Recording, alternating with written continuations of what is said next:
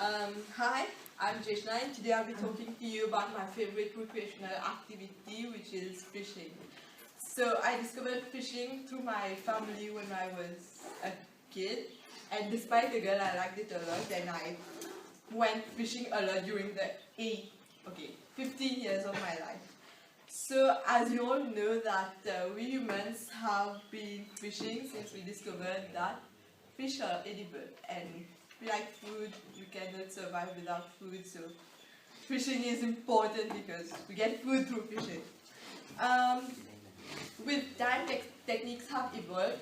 For example, at first we use, not us, but rather our ancestors used spears and woven nets, but today we use more common things like fishing poles and other simpler nets.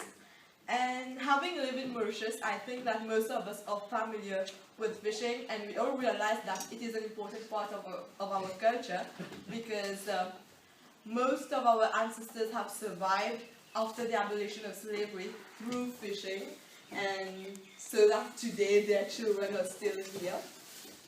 So with this aim, I plan to teach you the basics of fishing because I think that it is important to keep it alive even as a hobby. So can anyone tell me what is the most important thing you need to go fishing? Bait. What? Yeah, thank you, Joe. You need water. You need water with fish in it. So, fishing can be done in fresh water and in seawater. So fresh water, where will we find fresh water? In rivers, lakes, ponds, reservoirs most commonly in Mauritius.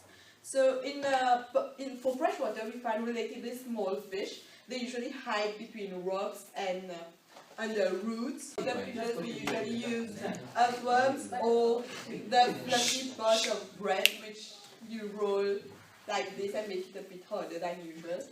So, and then there's seawater. For seawater also there are two places where you can fish. You can either fish in shallow sea or deep sea.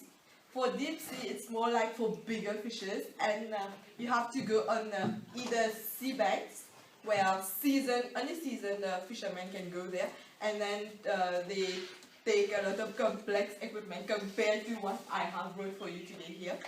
And then they use other baits which are more consistent, such as bonite, earthworms again, and either smaller fishes and prawns.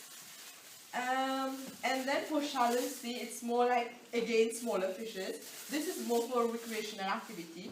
And the small fishes, you can usually see them, they hide under rocks, so you have to go in a rocky area where the water is shallow, it's clear, and it's warm, because that's the conditions they prefer. And for bait, you usually use what's available on the rocks itself, like bigono or solda, which are little creatures which live in black shells. So you break the shells, you take the little thing out, and then you hook it. And you can find this nearly all around the island, whereas the deep sea fishing is done mostly in the west. So fishing with the hook and line is called angling. This is a fairly simple fishing rod, and this one usually you'll use it for the small fish and you'll go to the river and lakes, or for the shallow water. For the deep sea it's going to be way longer than this and way stronger, and there'll be a lot of things all around here to let the string loose and other things. So this is a nylon string. Why we use an nylon string is because it is very strong. It is thin, so when it's in the water you don't see the thickness, and you have with it a hook. So this is a small hook for small fish. There are many kinds of hook. Obviously, as the size of the fish increases, you'll need bigger hooks, but usually this one's okay for recreational fishing again. And then when you use the bait, the point is to cover the hook completely. So whether it's you use worm, prawns, bonite, whatever, or even the bread, so it has to cover it completely because the hook must already be in the fish mouth before it realizes that it's a trap. And then you have this thing called the sinker. The sinker usually is a piece of lead which you attach right next to the hook so that the hook sinks in the water. and it's fairly easy to get, so it's really available. And then you have the bobber.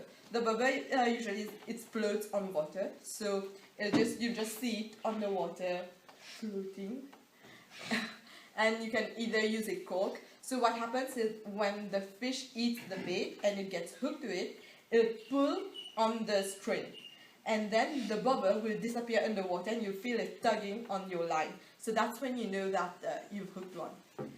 And any questions for now?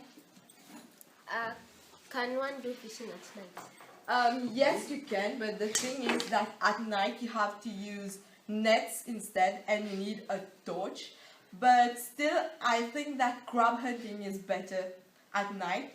So if you want to go crab hunting, what you need is a torch, and a group of awesome people, a ton of irrationality, and some band-aids for afterwards, because obviously you'll be getting pinched.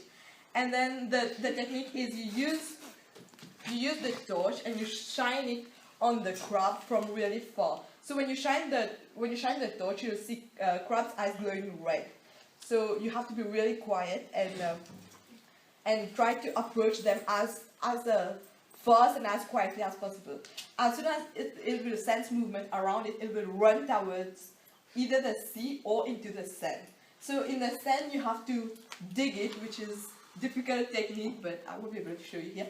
But when it comes to into the sea, you have to be quick enough to not lose it and still catch it. Now if the crab is, let's say, this big, it's easy to catch it, you can just grab it with all the sand. But if it's bigger, like this thing, then you need to hold it by like this so that it does not pinch you. But still you get pinched, and I have a lot of experience in that. And any more questions? I have a question. Like now, for example, on the island of Mauritius, do we have, because basically we're surrounded by the sea, which is salty, but do we have like a fresh water reservoir or lake or a river where someone can be able to go fishing and get like fresh water fish or something like that? Yeah, as a matter of fact, there is. Most reservoirs you can fish there. There is La Ferme, which is right here near Bamboo. There is Valeta, there's even Mauvacqua, Midlands Dam. There are many options. You just got to know how to get there and where are the best places to fish. And also, to end, I'd just like to say that fishing is not for everyone. It demands a lot of patience, and you can often return home disappointed, especially if you're at sea, because in lakes and reservoirs, it's just water here. You're sure to find fish. But at sea, it's very difficult. Oftentimes, you just have 2 fish and you'll be returning home with nothing else. But I find that patience is bitter, but its fruit is sweet. And the adrenaline and self-satisfaction that you get after catching your fish or getting your crabs is really another feeling, and it makes it worth it for me. So fishing and crab hunting are activities that I enjoy, and I think that I will always do. And I have been hooked for years, and I don't think there's any going back now. Thank you.